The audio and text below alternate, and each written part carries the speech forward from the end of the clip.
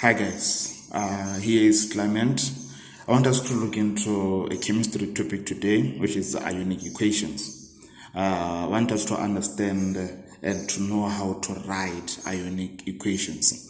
First of all, an Ionic equation is an equation in which dissolved ionic compounds are shown as free ions. So what this means is that it's an equation like we know how to write formula equations. Formula equations, I'm taking off an example like this one. This kind of an equation, we call it a formula equation. So from a formula equation, you have to be able to write what we call an ionic equation. So we have an example right there. This kind of a reaction, we call it a neutralization reaction, which is hydrochloric acid plus sodium hydroxide, which gives us sodium chloride and water. So our hydrochloric acid HCl is the acid, sodium hydroxide is the base or the alkali, and sodium chloride is the product. The water is the water that we know. So we have to write the ionic equation of this. So I'm going to take you through the steps on writing an ionic equation. First step, it says balance the equation correctly and include state symbols. So the first thing is that when you are given an equation like this one, first thing you have to see if the equation is balanced.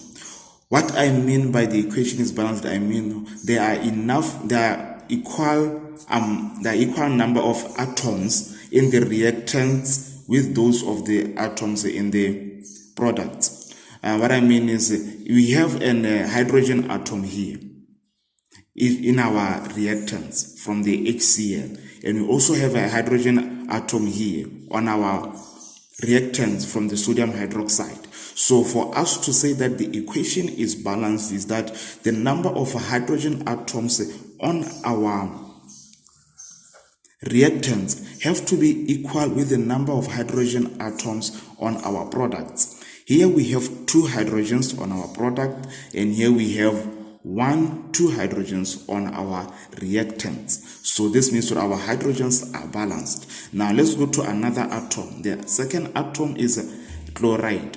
We have 1 chloride this side, which is on our reactants, and we have 1 chloride on our products. It means that our chlorides are balanced. Let's go to our third atom, which is sodium. We have sodium atom on our reactants as 1, and we have 1 sodium atom on our products, which means that our sodiums are balanced. Now we go to the fourth one, which is oxygen. We have 1 oxygen on the reactants, and we have 1 oxygen on the products. That means our oxygens are balanced. So that means that the first thing, it is okay, our equation is balanced. Now let's see the state symbols. When you say the state symbols, in chemistry we have 4 state symbols. The first state symbol is this one, the AQ. The AQ, we call it aqueous. We call it the aqueous. And the L is the liquid. And S stands for solids. And G stands for gases. So these are the 4 state symbols that we have. So all the diatomic molecules, they form the gases. And the liquid, the only liquid that we have in chemistry is water, is the one that we classify it as liquid. And the aqueous are the ionic compounds. The aqueous are the ionic compounds which are soluble in water. The ionic compounds which are soluble in water. So those are the ones that forms the aqueous. So the second step says break or dissociate only. Underline this. Break or dissociate only aqueous compounds into the free ions. Break or dissociate only the aqueous compounds into the free ions. From our example of hydrochloric acid with sodium hydroxide, we have this reaction. Because our hydrochloric acid is made up of the hydrogen atom and the chloride atom. This means that we have to break this compound into its ions. So we have to break it into a hydrogen ion and we have to break it into a chloride ion, because it is aqueous. So we are breaking it or dissociating it into its ions. The same applies with sodium hydroxide. We break sodium hydroxide into its ions, which is the sodium ion and the hydroxide ion. And you still keep the state symbols. You still write the state symbols. And we go to our products. You have sodium chloride. Sodium chloride, it is aqueous. We are going to break it into its ions, which is the sodium ion and the chloride ion. And then we have water as our product, because water is not an ionic compound, so we are going to leave it as it is. So when we are breaking or dissociating this ionic compound, you only dissociate the ionic ones. As for the solids, as for the liquids, as for the gases, you leave them as they are. You are not breaking them apart.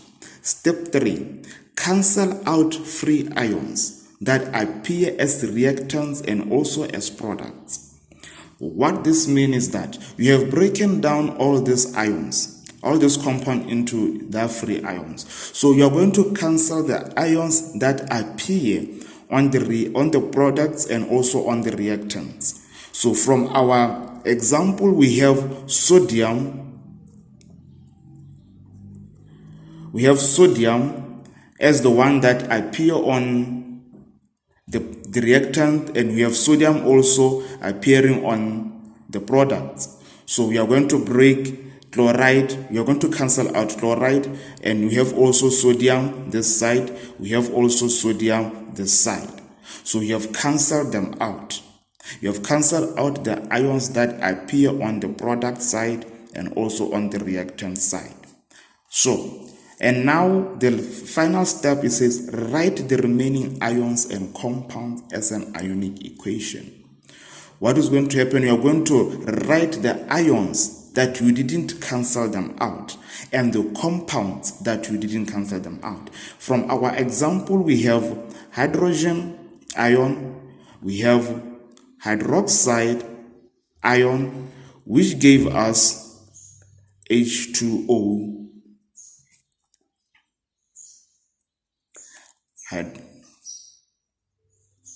So this means what? This is our ionic equation.